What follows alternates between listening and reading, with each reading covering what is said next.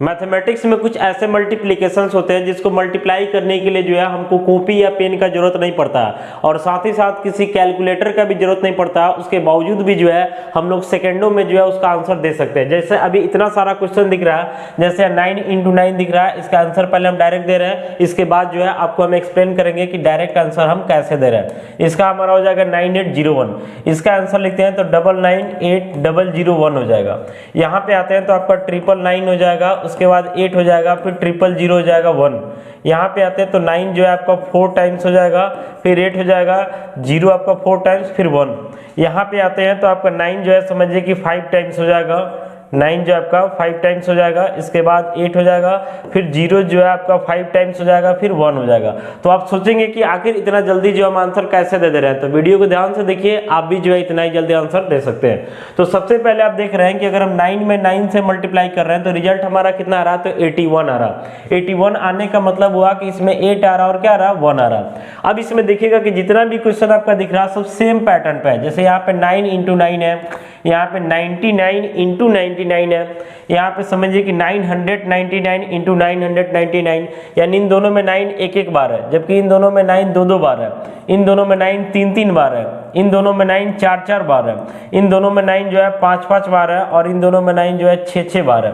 तो इस कंडीशन में अगर हम मल्टीप्लाई करना चाहते हैं तो इसके लिए जो है हमको किसी प्रोसेस का यूज नहीं करना है। आप सीधे देखिए कि 9 में 9 से मल्टीप्लाई करते हैं तो कितना आता है, तो 81 आता है। तो ध्यान से देखिएगा कि सब में जो है आपको 8 और 1 दिख रहा है, सब में जो है 8 और 1 दिख रहा है। ध्यान से देखते रहिए, बस 8 और 1, 8 और 1, बस ध्यान रखना कि क्वेश्चन आपका इस प्रोसेस में होना चाहिए। 8 और 1 सब में दिख रहा है। अब इसके बाद यहाँ पे हम देख रहे हैं कि हमारा 9 जो है एक बार है, 9 कितना बार है, एक बार है, तो सिर्फ 81 लिख करके छोड़ दिए। लेकिन यहाँ पे 9 जो है 2 बार है, तो 9 2 बार जो है, तो 2 बार है ना, तो 1 घटा लेना, तो 2 से 1 कम कर लीजिएगा तो 1 बचेगा।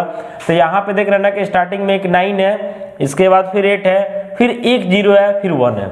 यहाँ पे देखिए अभी 2-3 लगातार देखिए समझ में आएगा। 9 यहाँ पे 3 बार है, 9 कितना बार है, 3 बार है, तो 1 कम कर लीजिए, 2 बार होगा, यानी 2 बार आपको 9 लिख देना है, फिर 8 लिख देना है, फिर 2 बार 0 लिखना है, फिर 1 लिख देना है। यहाँ पे ध्यान से देखिए 9 जो है 4 बार है, 9 कितना बार है, 4 बार है, तो 1 कम कर दीजिए तो 3 बार हो जाएगा।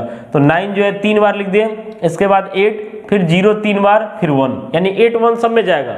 बस यही करना है कि 8 के पहले 9 लिखना है और 1 के पहले 0 लिखना है। जितना बार आपका 9 होगा उतना ही बार आपका 0 होगा। यहाँ पे ध्यान से देखिएगा कि 9 जो है 5 बार है, यहाँ पे 9 भी 5 बार है, ठीक है। तो हम 8 के पहले 9 को कितना बार लिखे, 4 बार, यानी 1 कम करके लिखना है। फिर इसके बाद 1 के पहले 0 कितना लिखे, तो 4 बार लिखे। देख रहे हैं ध्यान से, अब आपको पैटर्न समझ में आ रहा होगा।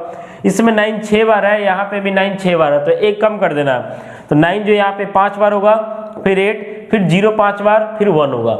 मान लेते हैं कि हम ऐसा कर देते हैं कि 9 को 7 बार कर देते हैं, 1 2 3 4 5 6 7, तो यहाँ भी वैसे ही रहना चाहिए, 1 2 3 4 5 6 7, इस पैटर्न पे क्वेश्चन होना चाहिए। तो वहीं जाकर के इस प्रोसेस को फॉलो करना है। तो आप देख रहे हैं कि 9 जो है 7 बार है, यहाँ पे भी 7 बार है, तो 1 कम कर दीजिए, यानी 6 बार। तो आपको क्या करना है कि 9 को 6 बार लिखना है, 1 2 3 4 5 6, फिर 8 लिखना है, इसके बाद 0, फिर 6 बार, क्योंकि जितना बार आपका 9 है ना उतना ही बार 0 होगा। तो 1 2 3 4 5 6 बार आपका 0 हो गया, इसके बाद आपका क्या हो गया, 1 हो गया। सोचिए कि इतना बड़ा मल्टीप्लाई करने के लिए जो आपको कितना ज़्यादा समय लगता है, लेकिन अगर आपको तरीका पता है तो आप आसानी से इसका आंसर लिख सकते हैं। मान लेते हैं 9 को 8 बार कर दिया जाए, 1 2 3 4 5 6 7 8, फिर यहाँ पे 1 2 3 4 5 6 7 8। सोचिए इतना बड़ा बड़ा मल्टीप्लिकेशन है, इसका आंसर जो हम लोग सेकंडों में दे सकते हैं। तो 9 8 बार यहाँ पे भी है, 9 8 बार यहाँ पे भी है, तो 1 कम कर देना, यानी 7 बार लिखना है, 1 2 3 4 5 6 7, 3 6 7 बार हो गया। इसके बाद 8 डाल देना, फिर 0 को भी 7 बार, 1 2 3 4 5 6 7, इसके बाद जो आपको क्या डाल देना, तो 1 डाल देना। तो इस तरीका का प्रोसेस फॉलो करके जो है हम लोग क्विकली आंसर दे सकते हैं। लेकिन ध्यान रखना है कि क्वेश्चन आपका इस फॉर्मेट में होगा तो जाकर के जो है आंसर आपका इस फॉर्मेट में होगा। आशा करते हैं वीडियो आपके लिए यूजफुल होगा। बाकी ऐसे ही वीडियो के लिए आप हमारे चैनल के साथ बने रहिए। मिलता है अगले वीडियो में। Thank you.